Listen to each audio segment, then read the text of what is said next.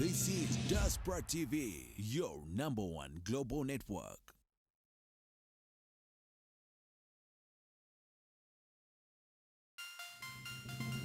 This is Diaspora TV, your number one global network.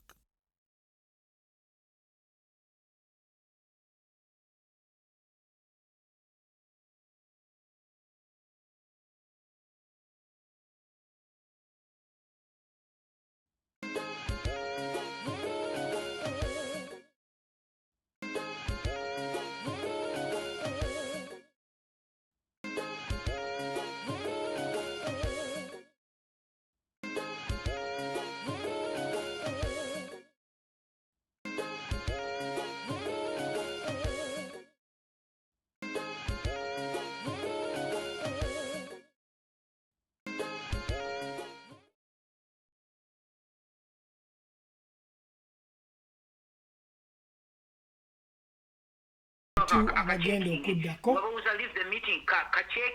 bavaako tulyoke tuddeko olunaku olwaleero lwakuno twogera ku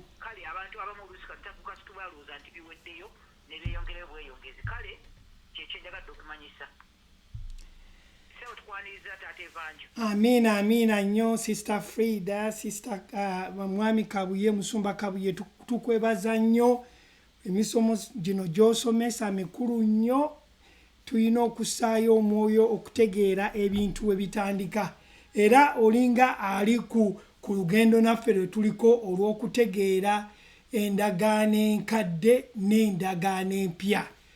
Buli lw'otategeera ndagaano nkadde kiba kigenda kuzibuwalira okutegeera endagaano empya. Naye abantu abamu be bawulira nti endagaano enkadde eri bweti babanga abalowooza nti tugijjawo naye eba tevaawo. Oba olina kugitegeera omanye ebyali mu ndagaano enkadde kati mu ndagaano empya bikola bitya. Kyekyo weebalinnyo omusumba Kabuye n'abooluganda mwenna abali ku cyberspace tubaaniriza nnyo mwebale kubeerako ng'ate mukyeyongerako okubeerako nga tukyayongera okugenda mu maaso. Abaganda baffe abali ku Facebook nammwe tubaaniriza nnyo, abali ku YouTube, abali ku Twitter ne Instagram. Mukama abawe omukisa, ekiseera kya kusomesa, ekiseera kya kuyiga nga bulijjo amanya n'eddoboozi Godfrey Sempebwa Mubiru nga ndi n'omukyala Goreti Mubiru ng'ali mu byuma ne sister Suzette Evangelist Suzette naye nga tuli naye. Naye twebaza Katonda olw'ekiseera kyatuwa buli wiiki ne tujja wano okusomesa abooluganda abakyayagala okumanya kubanga buno obulamu bwe tulimu bwakutambulira mu kumanya Kristo. Atuwadde okubeera abatabaganya eri bonna be yafiirira. Bw'omala okukkiriza ng'ojja mu bulokozi buno kati olina okubeera ng'osomesebwa otambule olugendo olw'okumanya oyo gwe wakkiriza. Kati luno olugendo lwa bulokozi bwe tulimu. Naye waliwo abantu abamu balokoka bulokozi n'agamba nze nalokoka ne nzikiriza Yesu ne yeetulirawo n'abeerako n'agamba mu Yesu temuli kufa mu Yesu temuli kino. Naye olina okumanya osobole okufunamu emiganyulo egyo.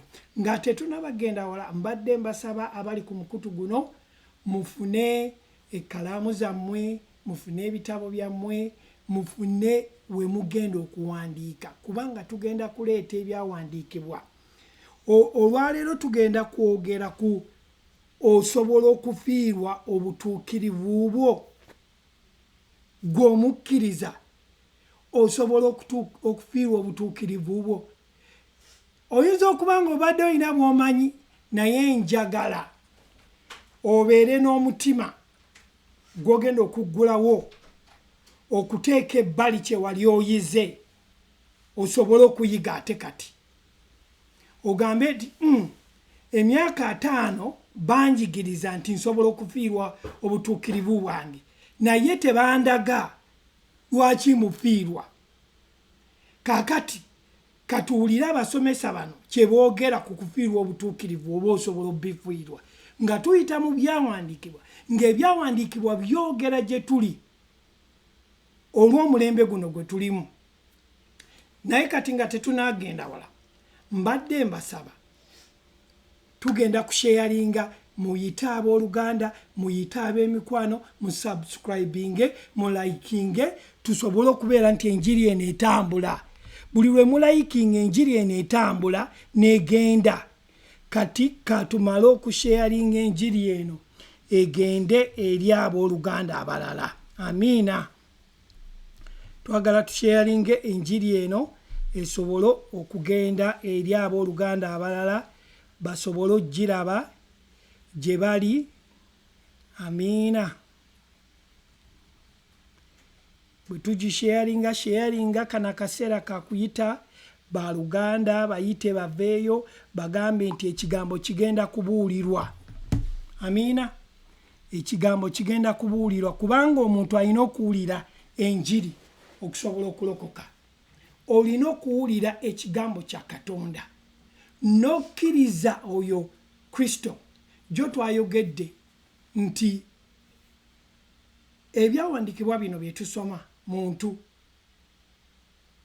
ki Kristo eyali kigambo n'afuuka omuntu abeera mu ffe kaakati yoyo gwe tugenda okwogerako omutwe guli nti osobola okufiirwa obutuukirivu bwo Sister Suzette nga tusanyusa okukulaba amiina mukama akuumye atya mukama wa kisa tukuumye amiina leero tugenda kutunuulira ebyawandiikibwa bino nga tutunuulira omuntu asobola okufiirwa obutuukirivu bwe omutwe guli nti omuntu asobola okufiirwa obutuukirivu bwe ebyo kati ekyo kibuuzo naye twagala tutunuulire ebyawandiikibwa oyinza okuba nga Sister Suzette emyaka 5 gy'obaddewo nga bakusomesa nti osobola okufiirwa obutuukirivu naye nga tewalaba byawandiikibwa bisobola kuyigiriza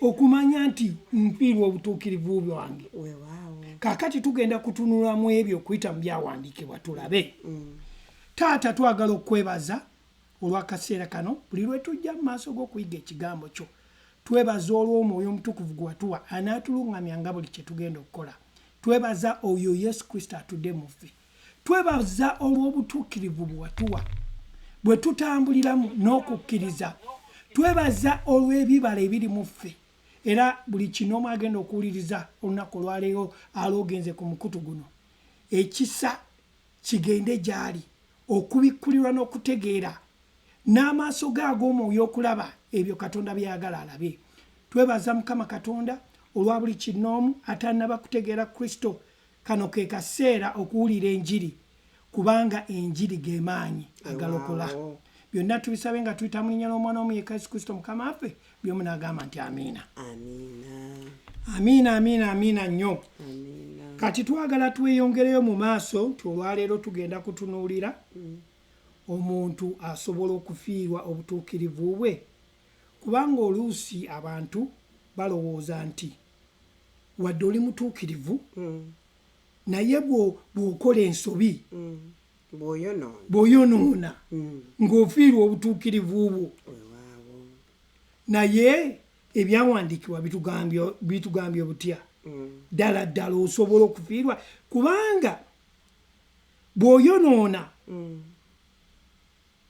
bayibuli etugambye nti bwe tumala okulokoka tubeera mu kiwummulo bwe tukkiriza okubeera nga twakkiriza Yesu Kristo tuba twayingidde ekiwummulo kya Kristo tugenda kusoma mu kyawandiikibwa kakati bw'omala okuwummula ekiwummulo ate obusobola otya okuvaayo tugende tuwummulira mu Kristo Abebulaniya essula 4 olunyolo olwokusatu Abebulaniya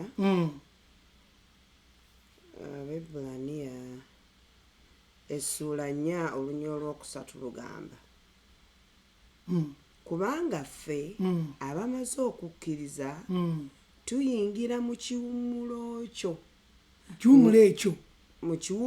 ekyo nga bwe yayogera nti ffe abamaze okukkiriza tuyingira mu kiwummulo ekyo ekiwummulo ekyo bwe bulokozi kino ye Kristo kye yakola kye yawa omukkiriza olubadde lukyeyongerayo nga bwe nalayirira mu busungu bwange nti tebaliyingira mu kiwummulo kyange newankubadde ng'emirimu gye gyaggwa okuva mu kutondebwa kw'ensi.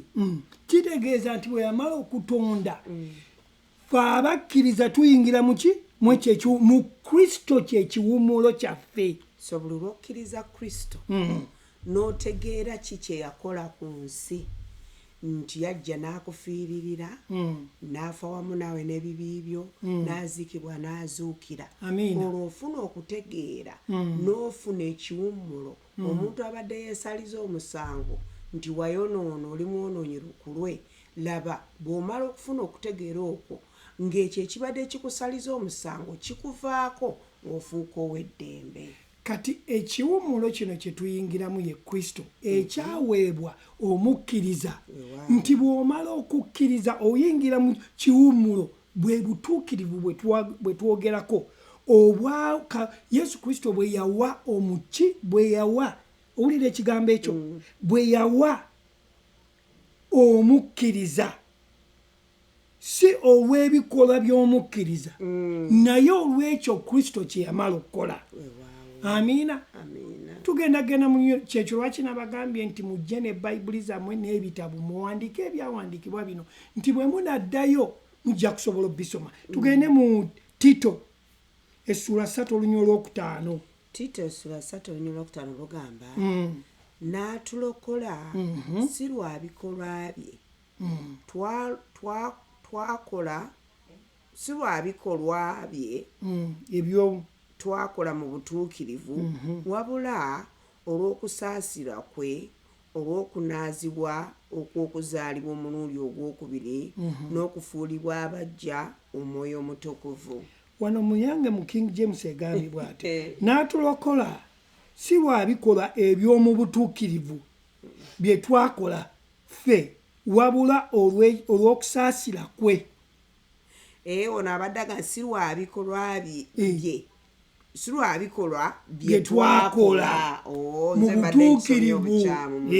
mu butuukirivu wagambye wano naye olw'okusaasira kwe olw'okunaazibwa n'okutukuzibwa omulundi ogwokubiri n'okufuulibwa abajja n'omwoyo omutuukirivu.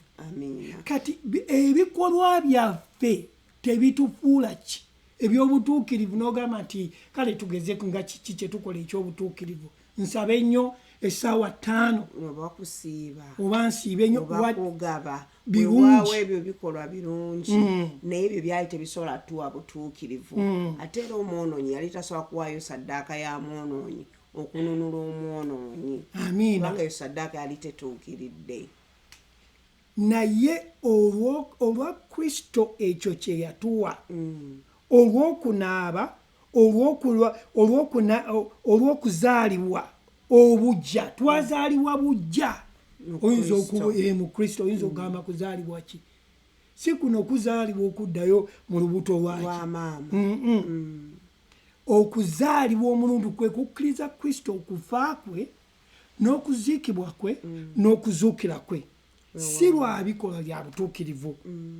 Yatulokola n'okusaasira kwe nga bwe kuli. N'atulokola awatali kuwaayo kwaffe. Si lwakuba owaayo, si lwakuba osaba nnyo, newankubadde birungi. Njagala muwulire ebigambo bino abatuuliza ku mukutu olunaku olwaleero. Oyinza okuba nga olina omutima oguwaayo naye tegukulokola. Amiina. Oyinza okuba nga oyagala nnyo okusaba, kirungi naye okusaba sikwe, olina okukkiriza Yesu oyo Kristo. Waliwo omu yagamba nagende w'omusumba n'amugamba musumba, leero nziza okusaba Mukama abeeko ne kyankolera, nsabe Katonda wammwe oyo. N'amubuuza nti aliwa Katonda gw'osabye? Nti oyo wammwe gwe musaba. N'amubuuza oli mulokole? Nti nedda naye nze mbadde nsaba ani? Katonda wammwe. Mbadde nsaba Katonda wammwe. Oyinza okuba nga obadde osaba Katonda naye nga tomumanyi gw'osaba. Kikugwanira ggwe okuwulira eno enjiri n'okkiriza oyo Yesu Kristo yafa. Wano atugambye nti olw'okuzaalibwa obujja si lwa bikolwa olw'okunaaba okw'okuzaalibwa obujja wanaaba wakkiriza naye tuli ku kigambo ekyo twasobola okufiirwa tuukirivu bwe okusinziira bwe tuzze nga tuzze gye twatandikiddeko Abebbulaniya 3:4 agambye nti kubanga ffe abaawummula abaamala okukkiriza okuyingira mu kiwummulo ekyo ekiwummulo bwe bulokozi ye Kristo ti omuntu bw'akkiriza obulokozi buno aba akkiriza okuva mu kibi okuyingira mu butuukirivu kati bw'amala okukkiriza ayingira mu kiwummulo ekiwummulo kino ye Yesu mwawummulira era bw'amala okukkiriza omulimu Kristo gwe yakola ogw'okufa n'okuziikibwa nti yajja okufiiririra ebibi bye okuddako eko emabega nti ekireeta omuntu okuba nti awummudde olw'okuba omuntu ono yaseseetuka mu kifo Katonda mwamwagala abeere kati bw'aba yaseseetuka kati kyatwala Katonda okwambala omubiri okujja okununula omuntu ono muzza mu kifo kiri kye yali avuddemu yali aseseetuseemu kati bakitegeeza nti Katonda ki kyayagala ayagala atabagane n'omuntu ono babeere n'enkolagana kati kyatwala ye Katonda mwene okwambala omubiri ye Kristo okujja Yesu najja gye tuli okutununula kati bw'atununula kubanga kirowoozo kyo okutonda omuntu kirowoozo kyo omuntu ono okutambulira mu bikolwa bya Katonda amiina kati omuntu tasobola kuluzinga kyatalina kyatabadde nakyo ddamu statement eyo omuntu tasobola kufiirwa ekintu kyatabadde nakyo tosobola kufiirwa kyotabadde nakyo kubanga obulokozi bwa Katonda okuyita mu Kristo Kristo ono yatununula Kristo ono yeyeewaayo okuba ssaddaaka okutununula okutuzza mu kifo Katonda mwatwagala tubeere kati bw'abanga yatununula ate n'atufuula abatuukirivu kati ffe tetulina butukuvu mwogedde ku kigambo mulese example nti omuntu ayinza okuba nti asaba nnyo oba awaayo nnyo oba asiiba nnyo byonna birungi biyamba ye ng'omuntu naye tebimukwalifayingisa nti mutukuvu obutukuvu kwe kukkiririza mu njiri eyo eya Yesu Kristo omuntu n'akkiriza bw'akkiriza atandika okusomesebwa kati ekyo kyasomeseddwa n'ategeera okuyita mu muntu ono Kristo ebikolwa ebimuvaamu by'ebitukuvu omutukuvu si lwa bikolwa byo si lwa kusaba nnyo newankubadde birungi naye olina okutegeera oyo gw'okkiriza gw'osaba ng'omumanyi si lwakuba nti owaayo nnyo naye obutuukirivu kirabo kya kisa ekiva eri oyo eyakifiiririra Yesu Kristo asobole okukituwa tugende mu Baluumi 5:17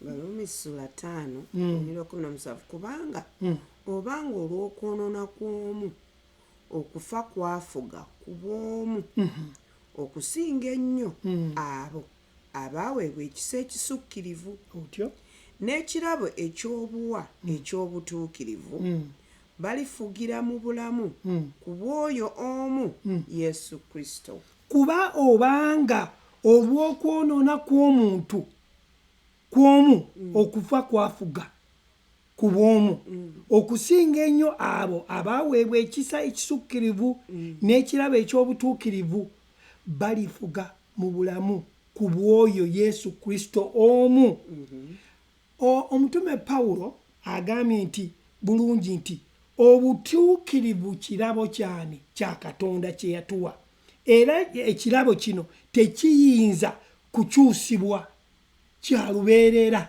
kubanga kyali kirabo webali nnyo okusinziira omuntu ayinza okugamba nti okufa kw'omu yaani oyo okwaleeta okufuga mu nsi wano tulaba nti Adamu bwe yayonoona yali omu ffenna ne tuyitibwa aboonoonyi kaakati ne Kristo bw'ajja yajja ng'omutuukirivu omu ajje n'atuwa bwe tumukkiriza tufuna obutuukirivu mu ye ng'omuntu omu okwongereza ku ekyo nti okufa Adamu kye yaleeta bwe butakkiriza Katonda bwa Katonda kye yamugaa nti tolyanga ku muti guno ogw'okumanya ekirungi obulungi n'obubi kati bwe yekkiriranya n'alya ku muti ogwo ogw'okumanya obulungi n'obubi kiba kitegeeza yajemera enkola ya Katonda.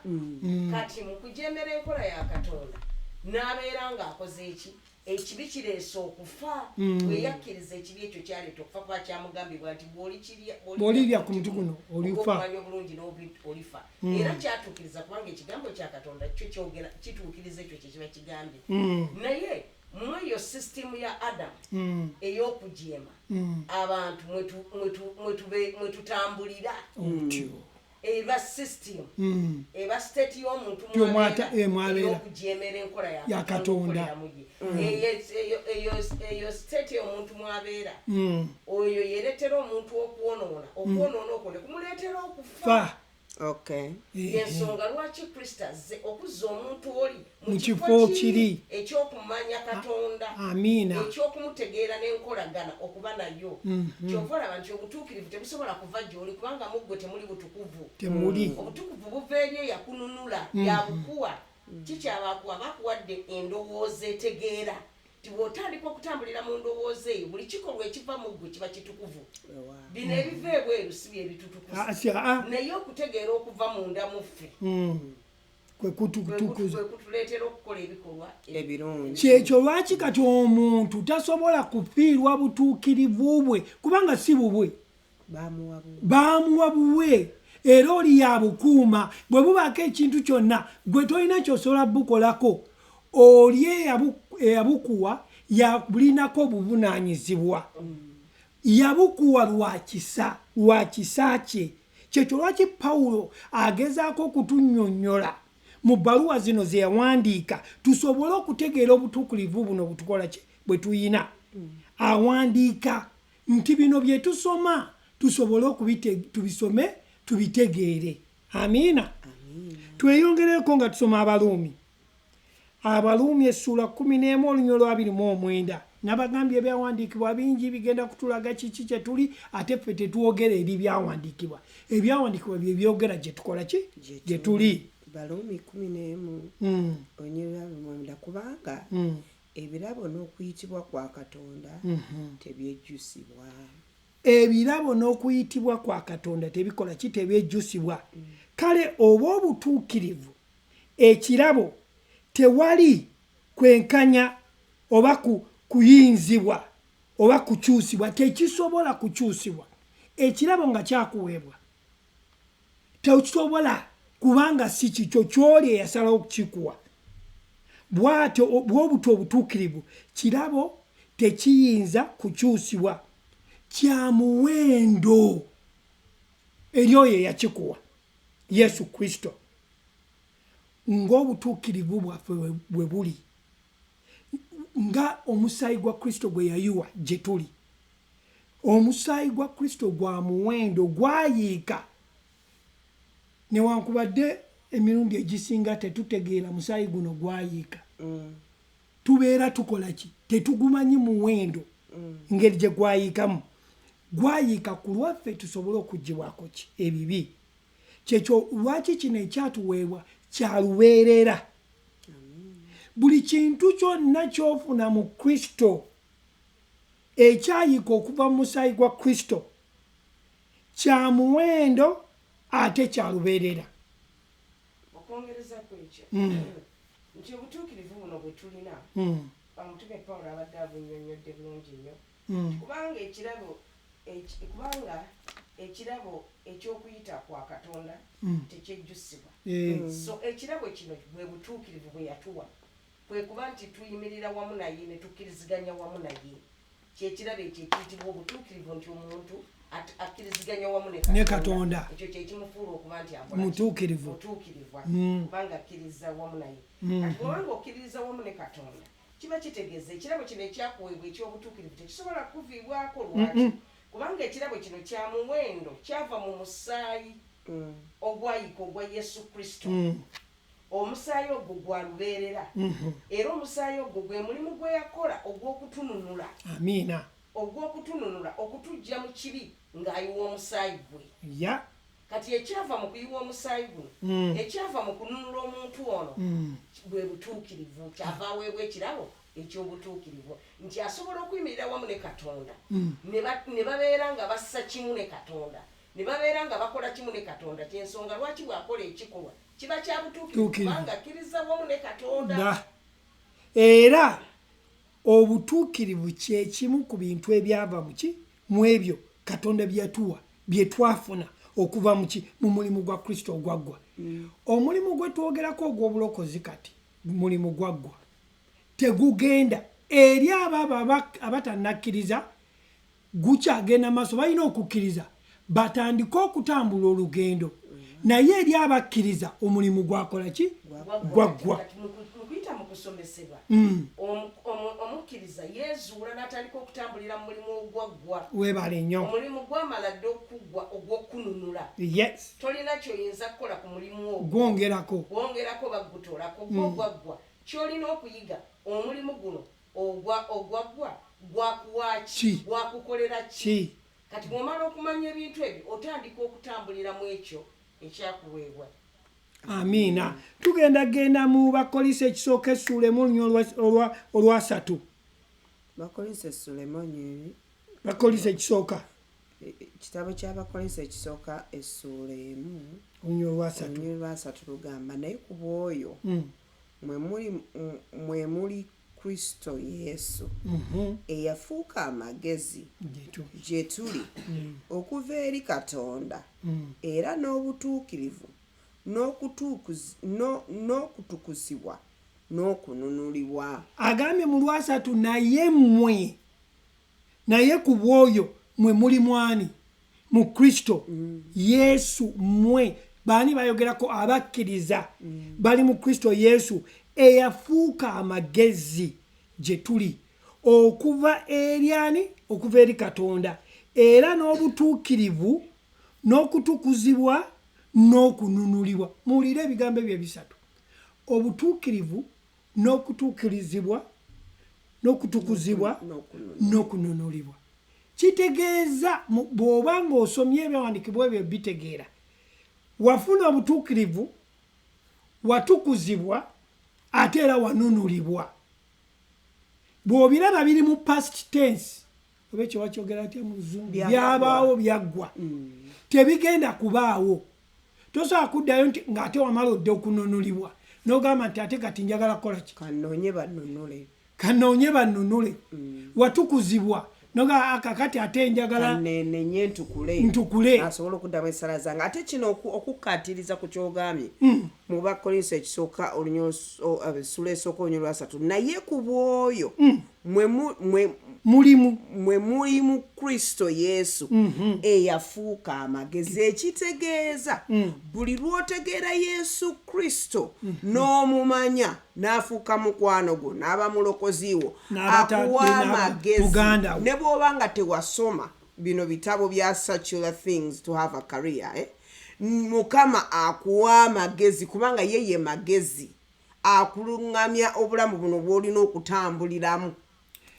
Omugenzi Mayo Monroe yasomesa n'agamba nti nze nasoma Bayibuli n'enfuna amagezi naye neŋŋamba nti oba osoma otya Bayibuli naye mwana wa kitange bw'otandika okusoma Bayibuli eno n'ogyesibako ofuna amagezi omuntu n'akubuuza ekibuuzo Mukama n'akuwa omwoyo wa Katonda n'akuwa amagezi n'okiddamu oli neewuunya ti yoze omuntu ekibuuzo ekyo ofuna amagezi nga gali mu ggwe. Okwongereza kw'ekyo nti naye ku bw'oyo mwe muli mu Kristo Yesu eyafuuka amagezi gye tuli okuva eri Katonda era ekyo mu kufuuka amagezi tuli batukuvu twatukuzibwa twanunulibwa. Omuntu bw'amanya nti yatukuzibwa yanunulibwa yatuukirizibwa kiba kitegeeza amagezi ga Katonda gakolera mu ye. Okumanya kwa Katonda kulabisibwa munda mu ye. Amiina. Si bikolwa bye byebifuula okuba omugezigezi. Si kusoma kuno kwa secular nga bwogera nti kwe kufuula omuntu omugezigezi kubanga era Bayibuli egenda nti amagezi g'ensi bwe busirusiru eri Katonda. Kiba kitegeeza nti omuntu bw'aba n'amagezi gano eg'ensi awakanya enkola ya Katonda. Naye omuntu bw'ategeera obwa Katonda aba assa kimu ne Katonda era ng'ekiva mu ye kuba tuli ku kusoma ebigambo osobola okufiirwa obutuukirivu tosobola kufiirwa butuukirivu bwo nga butukuvu yafuuka omutukuvu gy'oli agendayo ku bwoyo mmwe muli mu Kristo Yesu eyafuuka amagezi gye tuli. So kitegeeza nti ali muffe, magezi ali muffe, kutegeera ali muffe. Banange tetugambye njagala mtu omanyi amatu g'abantu abamu gawulira bulala. Tetugambye nti okusoma ebintu bya sakula kibi. Okusoma kulungi kubanga mwe kuli okuyita okutegeera. Era okusoma oluzungu kwe tusoma kuno kuva mu kusoma okutuyigiriza alphabetic nga bweri buli kimu gye tutandikidde yonna. Yes. Kituyamba ku bulamu buno. Kati nga ffe abakkiriza tulina okuba nti twawula ensi bwekola, ensi bwekola n'ensi ey'omwoyo engeri gyekolamu. Yenjawulo gye tuba tulina eri abatannaba kumanya n'eri abategedde nti tumanya kuba tutambulira mu nsi bbiri. Ensi ey'omwoyo tumanyi bwekola n'ensi ey'omubiri tumanyi bwekola nti okuyita mu kusoma kuno okwa sakula tumanya ebintu bino engeri gye bikolebwamu naye ate ebyo bye tumanya byawano naye kuli ensi ey'omwoyo yo yalubeerera. Amiina. Ensonga kyetuva tukola another extra netugenda extra mile okumanya webale nnyo. Tugenda singa tetusoma bino twandibadde tetusobola kwogera n'abantu betukola nabo. So okusoma kulungi naye ate kino ekya Kristo kisingawo nnyo. Tugende mu kyawandiikibwa ekirala kiri mu Peetero ekisooka essuula 1 olunyiriri lwa 19. Abakatwegattako tuli mu kuyiga omukkiriza asobola okufiirwa obutuukirivu bwe. Peetero ekisooka essuula esooka olunyiriri lwa 14 lugamba wabula n'omusaayi ogw'omuwendo omungi ogwa Kristo ogulinga ogw'omwana gw'endiga ogutaliiko bulema. Wabula n'omusaayi gw'omuwendo omungi ogw'omwana gw'endiga ogutaliiko bulema newankubadde ebbala. Omusaayi ogwayiika mu ndagaano enkadde tegwasobola kununula ki mwana wa muntu. Omusaayi ogwo gwayika mu ndagaano enkadde gwali musaayi kika ki? Ogw'obuliga. Gwe bawangayo buli mwaka etangirira ebibi byabwe nga bawaayo saddaaka eza mukamukuukulu n'endiga eza sava tezasobola kuleeta butuukirivu. Wano omutume Pawulo atugambye nti wabula n'omusaayi gw'omuwendo mungi nga ogw'omwana gw'endiga ogutaliiko bulema newankubadde ebbala ye Kristo. Atulaga nti ekyava mu mulimu guno ogw'okutununula ogw'okuwaayo saddaaka ennamu oyo erina omusaayi ogw'omuwendo ye Yesu Kristo. Mu kino mwe mwava obutuukirivu mu kuyita mu kuwaayo mu kwewaayo ye n'abeera saddaaka. Kyekino omutume Peetero kyagezaako otunnyonnyola nti omusaayi guno tegwaliko, omusaayi gw'endiga tegwaliko bulemu newankubadde ebbala. Mbadde nvuddeko eri nga njagala nkireete ekigatte naye webale nnyo nga ngenda kukireeta ogamba nti guli gwe baaleetanga ogw'endiga gwa lunaku ogwa buli mwaka tegwaliko, naye guno ogutaliiko bulimu ogwayiika omulundi ogumu gwasobola okukola ki? Okutunaaza n'abo abagenda okukola ki? Kujja n'okujja. Bwe bamala okukkiriza ne bakkiriza omwana omu yekka, atali mwana omu yekka kati, omwana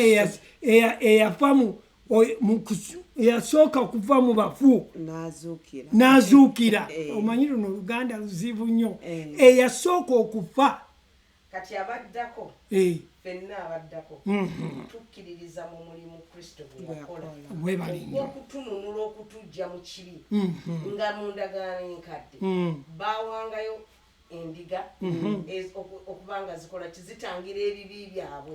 Baawangayo ebisolo bye byatangira ebibi byabwe buli mwaka naye kati bakolanga baalisanga ensolo eyo nga okulagira kwabwe bakulagiranga buli lwe baatuukanga ne bawangayo ego ng'etangirako mwaka. So kati omusaayi ogwo tegwasobola kunaaza bantu abo naye ono Kristo ye yayingira awatukuvu wawatukuvu omulundi gumu omusaayi oyo gwe yayiwa omulundi ogumu Petero gwayogerako nti ogwo gwe gwatunaaza omulundi gumu era gwe gwatununula okutujja mu bibi byaffe okutufuula abatukuvu. Ensonga lwaki tuli batukuvu lwa kisa kya Katonda na lwakukkiririza mu mulimu ogwo.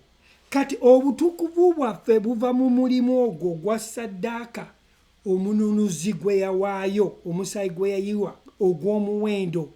Omuwandiisi w'ekitabo ky'Abaebbulaniya aguyise omusaayi gw'endagaano etugatta omusaayi ogwo gwe yawaayo olw'obutuukirivu bwaffe. Tugenda kusomayo Abaebbulaniya essula 12 olunywa olwabiri.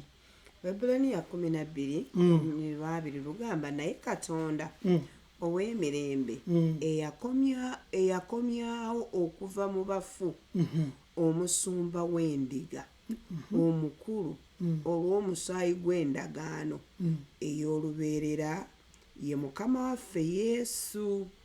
Naye Katonda ow'emirembe eyakomyawo okuva mu bafu eyazuukira okuva mu bafu omusumba w'endagaano omukulu w'endiga omukulu olw'omusaayi ogw'endagaano ey'olubeerera. Bannange bino bigambo tulina obitwala ne tubikkiriza kiki ogw'olubeerera. Kati awo bw'omala okusoma ekigambo kino nti wawoofiirwa obutuukirivu ng'omusaayi ogwakununula gwa lubeerera oguli mu Mukama waffe Yesu Kristo. Okuyita mu musaayi gw'endagaano ey'olubeerera gugoberera kyeguva gutuwa ebintu eby'olubeerera. Amiina. Mwe muli ki?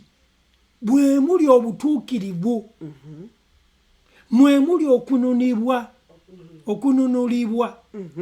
mwe muli okutuukirizibwa okw'olubeerera. Kitegeeza nti bino ebirabo ebiri mu Kristo bya lubeerera. Amiina.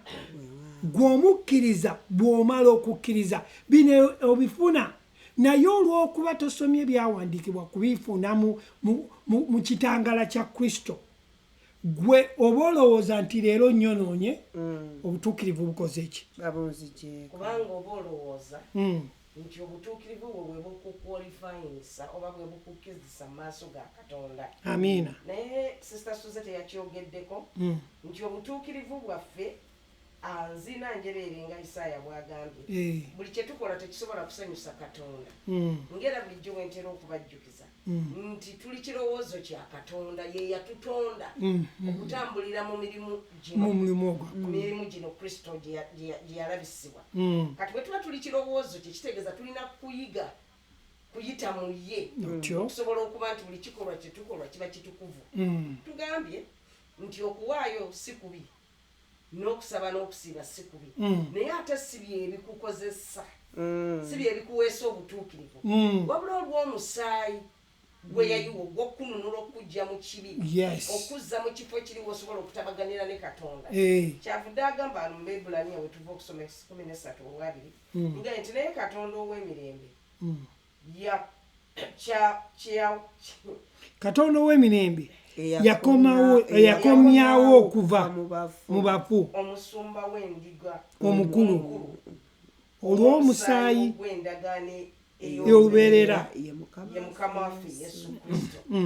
Ekitegeeza omusaayi guno ogutufuula abatukuvu gwa muwendo ate gwa lubeerera. Amiina. Ogwo omusaayi gweyiwa tegulinga ogw'abali abajja buli mwaka. Tezasobola ensolo zaali tezisobola kuleeta conscience yaffe okuba nti etegeera yali nfu kitegeera, naye Kristo bw'amala okukikola azza endowooza yaffe obujja tutandika okuba nti tutegeera ebintu by'obwa Katonda.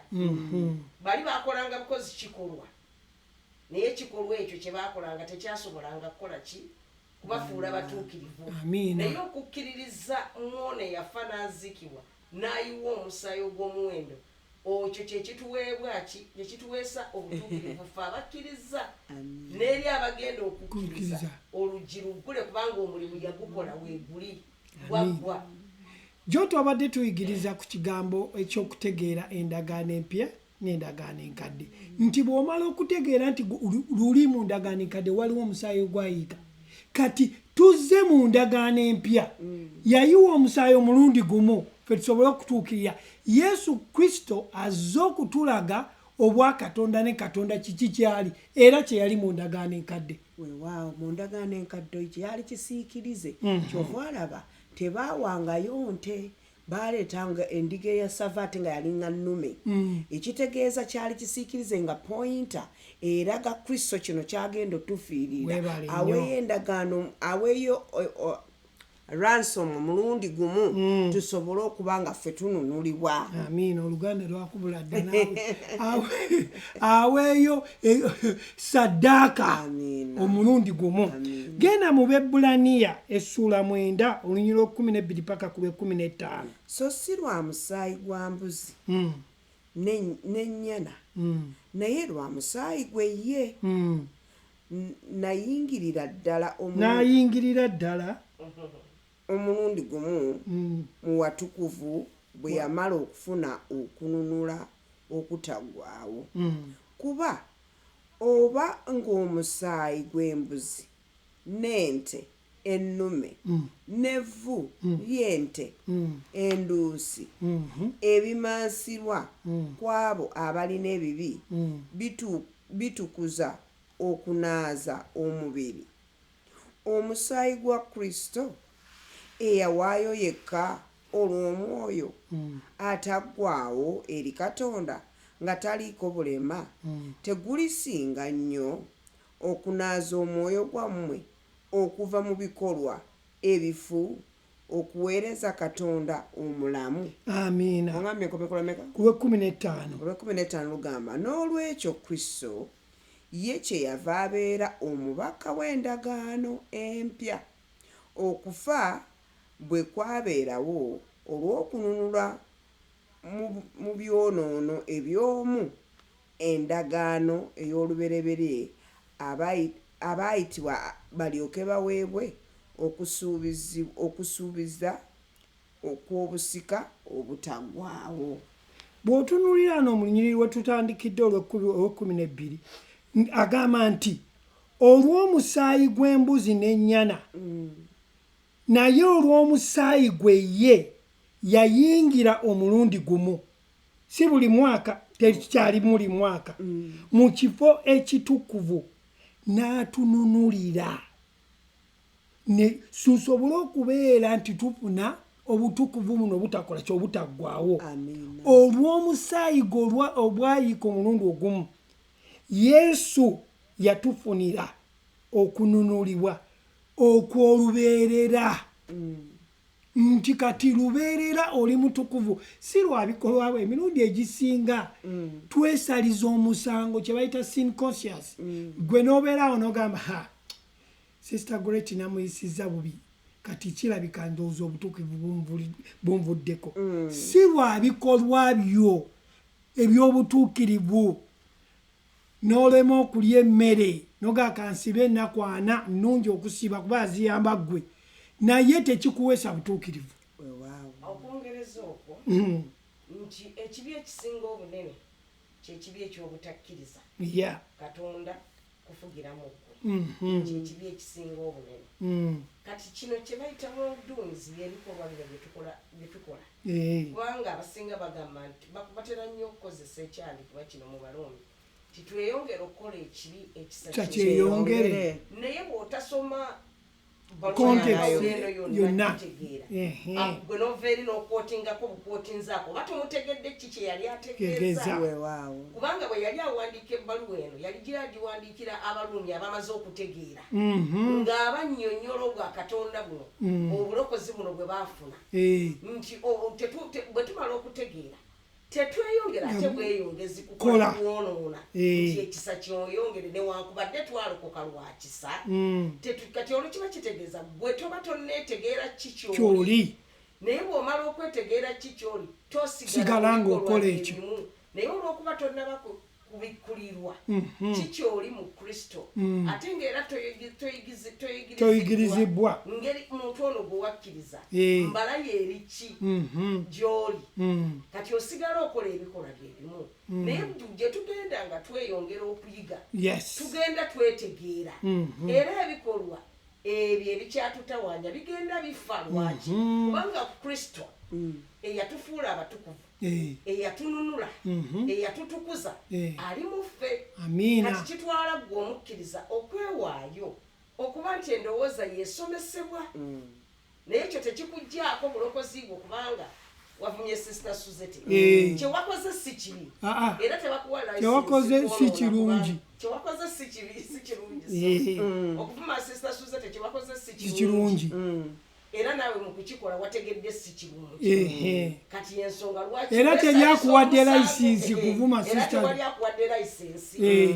bana ababuuliza ababulira enjiri bwetu si be bakuwadde license wabula ggwe bwotyo bw'obuzomanyi nti muntu wakola wakunyiiza ng'ovuma naye kakati bw'omala okutegeera nti eno mu nsi gy'oyingiddemu ey'obwakatonda bayibuli egee nti omulabewo omwagalanga omulabewo bwakusabanga amazzi omukolo ng'ogamuwa bwakugamba nti tutambule mayiro 2 otambula leero 3 ekitegeeza you do more ogenda extra mile okumulaga kubanga bayibuli yennyini etugambye nti obubi tebusasula bubi so kati gwategedde gwolaga obulungi obuli mu ggwe eri oli akola obubi asobole okumanya nti omuntu alina kweyisa bw'ati ate ekirala abooluganda balina okumanya Suzette si ye sitaani bannange sitaani akozesa bantu ne Katonda akozesa ki bantu kati gw'olina okumanya omuntu ono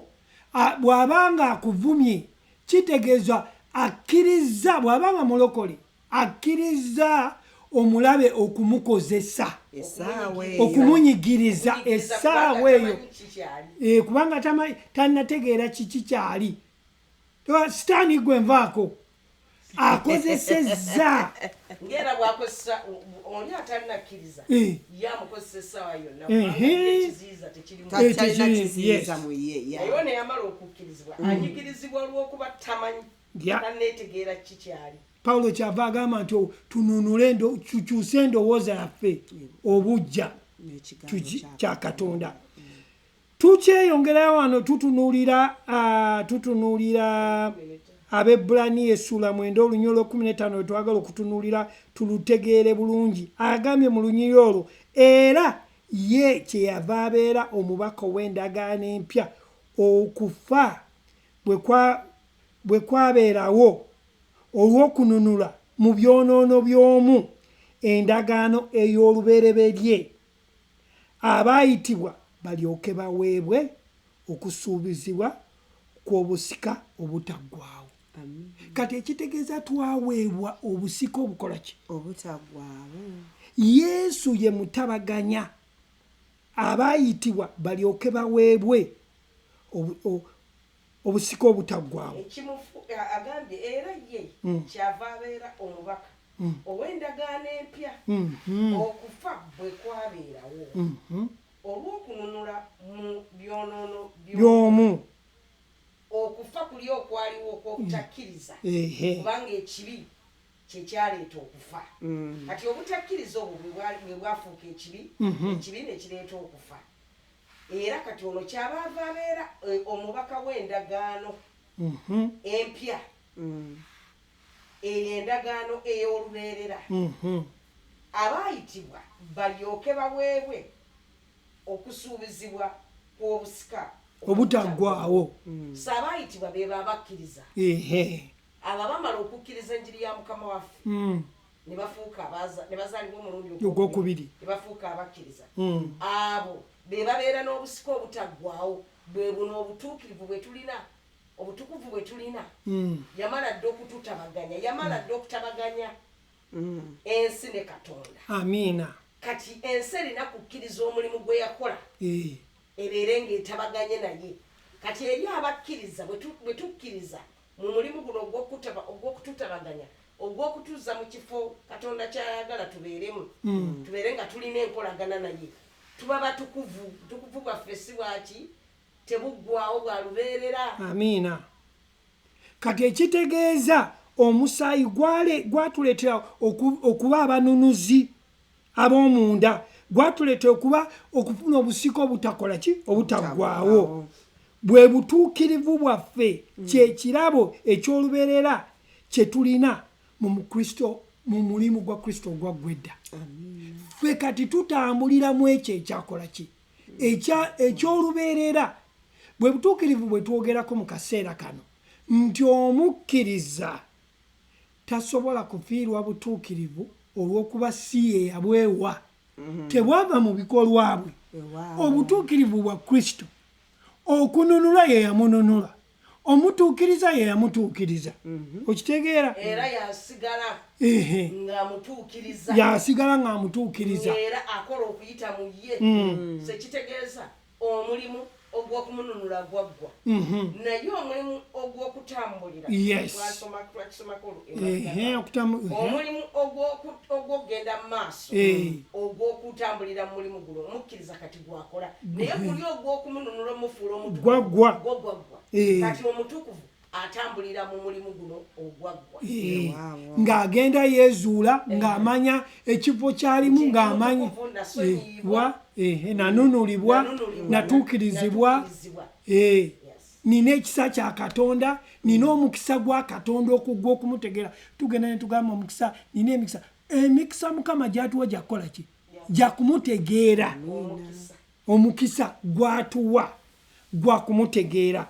Kubanga bw'omala omutegeera mistake ze wandikoze nnyingi ozisalako kubanga ye magezi twasomye okusooka noga nti bwe tumala omutegeera nti yafuuka magezi gye tuli kati magezi oyo bw'aba nga atudde mu ggwe bingi nnyo byagenda okuwonya emisango gye wandiguddemu ng'ate tolina magezi ago. Obakinyonyodde bulungi. Obununuzi bwaffe bwa lubeerera, obutukuvu bwaffe kirabo kya lubeerera.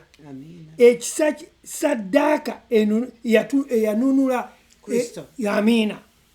Ekyo kitegeeza nti tesobola kugibwako kubanga ye yakola ki? Ye yagituwa. Ate nga ya lubeerera. Singa agambye nti eno gye muyina eggwaawo. Kubanga bwe tusoma mu byawandiikibwa tetulina bwe tubirabira nga obutuukirivu butuvaako. Wabula okusinziira ku byawandiikibwa bye tubadde tusoma byonna bitulaga nti twanunulibwa era twafuna obusika obutaggwaawo. Ekitegeeza tuli batuukirivu, tuli batukuvu ba Katonda. Kristo bw'amala okuyiwa omusaayi gw'omuwendo omungi n'atuzza mu kifo, kati buli yakkiririza mu ssaddaaka eyo abeera mutukuvu. Ate obutukuvu bwafuna bwa lubeerera. Kyova olaba Baluumi 8 egambye ku musango tebaliiko bannange olunyulo lwagala nnyo bwenamala olututegeera. Yesu yennyini era ayogedde n'agamba nti bonna kitange be yampa tewali n'omu ayinza banzigya. Webale nnyo. Kati buli lw'osoma ebyawandiikibwa bino ate ekyo yakyogera tannafa tannazuukira nga kyategeeza nti bonna abajja gye ndi nga mmaze okubanunula ne mbazza mu kifo tewali n'omu ayinza kubajja mu kifo ekyo. Amiina. Waliwo ekirala bwe nadde ensoma mu njiri zino ennya kye nayongedde okulaba. Bwe bajja okutta Yesu, Peetero yakola atya? Yajjayo ekiso n'asala n'alyoka amugamba nti ffe tetukola tya. Tetukola bwe batyo. Jjukira abayigiriza baali balina enkola ey'abannabbi ey'okuyita omuliro. Kyovola Peetero kyamwanguyira okugjayo ekiso nti tubateme butemi bano abatutawaanya. Bo baalina mu tteeka liiso ku liiso. Kati buli lwe tutamanya Yesu kye yaleeta kyatulaga. Yesu ajja okutulaga nti Katonda teyajja kugjawo ki bulamu bw'abantu. Yajja obbawa bazza mu kifo nga mukyalambiri we yagambye otuzza mu kifo kiri mwe twava. Kati ekyo kikuzaayo bwe twadde tuyiga mu ndagaano enkadde n'empya nti Katonda okuva ku lubereberye yalina pulaani ey'omuntu omuzza mu kifo kiri. bwe tusoma endagaano enkadde baafuna bayibulani yetugambye nti sundry times baafunanga mu kutegeera okutono kwe baafunangamu ebimu baafuna okutegeera kutono tebaafuna kutegeera kwonna naye mu kiseera kino Katonda ayogera okuyita mu mwana we oba okwongerezaako mu ndagaano enkadde tulaba abasajja ba Mukama tebaalina mwoyo mutukuvu ngaffe bwe tumulina kuba Kristo at that time yali tannaba kufa omwoyo okola ki okubabeeramu kyova yakyalanga bukyazi ne bafuna okubikkulirwa wano ne bafuna okubikkulirwa sometimes naye wano tulaba Kristo bw'amaze okujja n'atufiiririra bamuziise azuukidde omwoyo w'omutukuvu ffenna atutuddemu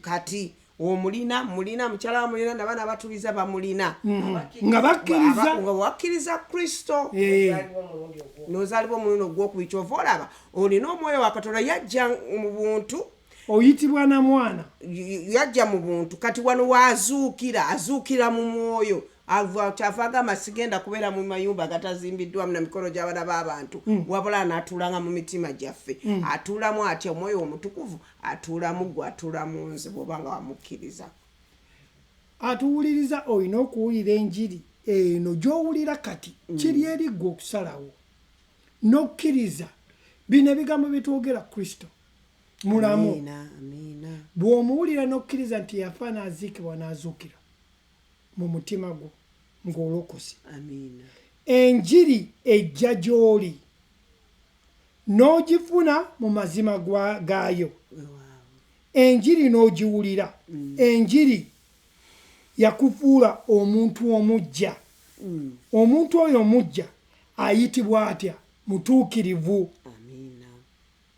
ofuulibwa mutuukirivu oluvannyuma lw'okukkiriza kyekirabo ekyakuweerwa si lwakuba embeerezze olwofuukibwa mutuukirivu ekirabo kyakuweebwa buwa kisa ekyava eri Katonda ate tekikyuka amiina kati oyitibwa mutuukirivu ekyo kyoli omulimu gw'olubeerera kabona Yesu Kristo yafa n'aziikibwa ku lulwo osobole okuweebwa obutuukirivu kabona omukulu Yesu Kristo walubeerera era obuweereza bwe bw'okutabaganya obutabaganya bwe buweereza bwa Yesu obutabaganya obw'olubeerera ye mutabaganya amiina kwegamba tutabaganya atabaganya omuntu wamu ne Katonda okuba nti baba n'enkolagana nti obutuukirivu buno bwe twafuna bwalubeerera si bwakaseera era tetusobola bukola ki ate si bwakusasulira ate tetusobola bufiirwa kati ekitegeeza bwe kyetwafuna kyalubeerera ekyetwafuna kyekirabo eky'omuntu ono gwe bayita Yesu kyeyakola ki kyeyasasulira okumuza mu kifo Katonda mwagala kino kyetwafuna si kya kiseera mu kiseera abatuuliriza njagala ove wano ng'oyifunye okutegeera ng'ofunye okumanya nti kino kyewafuna kyalubeerera oyitibwa mutuukirivu si lwakuba olina kyokola si lwakuba olina kyokyusaamu naye si lwakuba olina kyowaayo olw'okuba wakkiriza oyo eyafa ku musaalaba n'ajjawo kiri ekyali kikugaana okufuuka omutuukirivu n'ofuuka omutuukirivu ne Katonda tusomere Zabbuli 119 olunywa 42 tulyoke tuggalewo egamba obutuukirivu bwo bwe butuukirivu bw'emirembe gyonna n'amateeka go ge mazima obutuukirivu bwo bwe butuukirivu bw'emirembe gyonna emirembe gyonna kitegeeza ki kitegeeza nti kikomya obulamu obutakoma emirembe gyonna n'amateeka go ge mazima obutuukirivu kyova olaba bw'ogenda eri mu baluwa ya yokaana esooka ekugamba nti nga bw'ali mu siteeti eyo nga bw'ali kristo naawe bw'oli nga kristo bw'ali naye olw'okuba tonayigirizibwa kutuuka mu kigera kyakutegeera biki by'osoma gw'olowooza tosobola kubeera nga kristo muganda wo. N'ekirala lwakuba tubadde n'ensomesa okumala emyaka n'emyaka nga bakugamba gw'oli mwonoonyi ne bajjajja bo baayonoona n'ebikolimo ebikugoberera bya bajjajja b'abajjajja kati bambi ne bw'ojja n'owulira ekigambo kya Katonda olw'okuba olalongo babadde bakupawundinga oli mwonoonyi bw'ofuna accident jjajjaawo yakola bw'ati olina okuwaayo saddaaka bw'ofumbirwa ne bitawaakinga jjajjaawo yatta omuntu ku kyalo kati ebintu ebyo ne bibanga bakutwala mu bikolwa ebyo n'oba ng'olivinga obulamu obw'okutya kyova olaba nga kikugwanidde okusoma bayibuli gwe ng'omuntu omufuna amagezi oyo Yesu Kristo yajja yafuuka ekikolimo tokyali kikolimo nate tokyalina byajjajja bikulondoola wabula lwaki toli bulungi ekikuganya okubeera obulungi ekikuganya ogamba nti ongaze sina sente nga sinazimba nnyumba oluusi endowooza zaffe n'ebikolwa engeri gye tulabamu ebintu bikolwa naye endowooza gye tulabamu ebintu oluusi ne society ne community society mwe tubeera naye ereeta okuba nti enyigiriza omuntu obutakola ki kuvaayo system ekuleetera okuba nti epromotinga abantu abamu abala ne bassa wansi naye mu byonna Katonda atuwadde ekisa ekizaalibwa Katonda kiwangula ensi kyavudde agamba Pawulo ayongedde n'agamba mu Feromani 6 ti okussa ekimu okw'okukkiriza kulyoke kukolenga omulimu mu kutegeerera ddala buli kigambo ekirungi ekirimu olwa Kristo nti bwe tumala okutegeera kati okussa ekimu kuno kw'ekigambo kya Katonda okw'omulimu gwa Kristo guno gwe yakola ogw'okutufiiririra nga bwe yafuuka amagezi gye tuli kutuleetera okumanya ne tutambulira ne tubeera nti okukkiriza kwaffe kuno ye lifestyle yaffe mwe tutambulira era mwe tukolera mu kutegeera okwo titoliiko kikolimo ate tosobola kubeera nti okola ki oli mu Kristo otoliiko kikolimo ate oli mutukuvu oli mutukuvu omutukuvu oyo era otambula mu nsi muno newankubadde ofuna challenges tezikugjaako butukuvu bwo amiina kubanga oli mu nsi eri abantu abamu abatannakkiriza so okuyita mu bo wabaawo challenge. Amiina. Abooluganda twagala obeebaza olw'akaseera ke mwewaddeyo okujja okuyiga ekigambo kya Katonda buli lunaku lwakusatu tubeera mu luzungu nga tuyigiriza tutandika saa 2 paka saa 3 olunaku olwokuna tubeera mu Luganda era tutandika 2 paka saa 3 tubeebaza nti mwebale kujja ku mukutu guno okuwulirira ekigambo kya Katonda aba Diaspora TV mwebale nnyo okutuwa akaseera ak'okubuulira ekigambo cyberspace bannanga abooluganda mwenna mu Kristo tubeebaza mwenna abali ku Facebook, YouTube, Twitter, Instagram tubeebaza nammwe era tugenda kusaba nga tuggalawo tunasaba tulina conference yaffe mu New Life gye tukola buli mwaka eya October nga bwomanyi at the end of the month wano mu Massachusetts bakola Halloween fe mukama yatuwa ekisa theme yaffe ey'omwaka guno ey'October tugenda kutandika olwokutaano October 28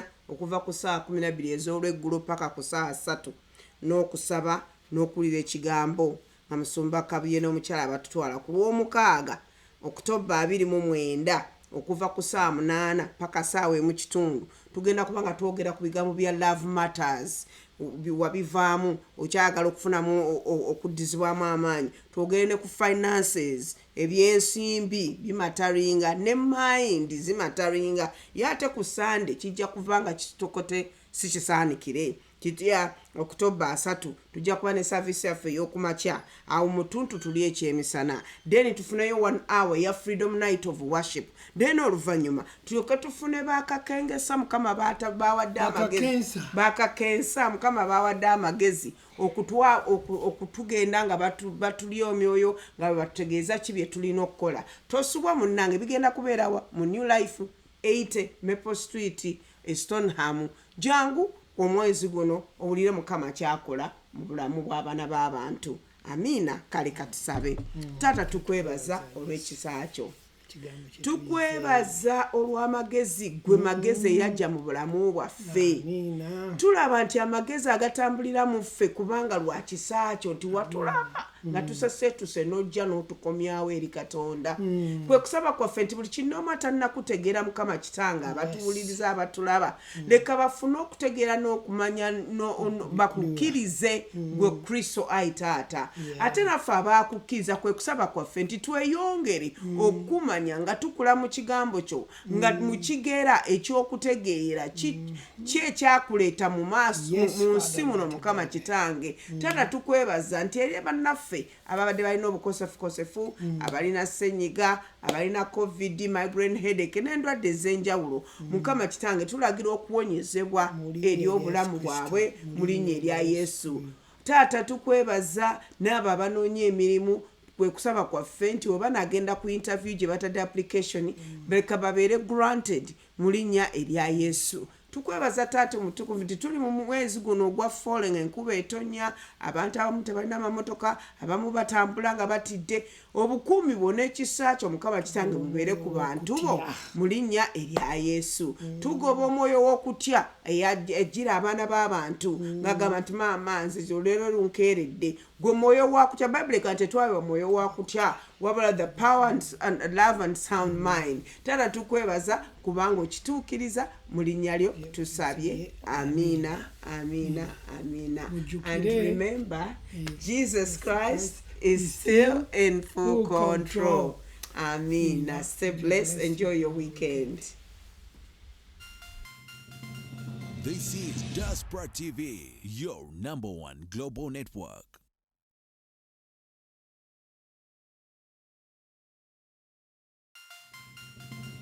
This is Diaspora TV, your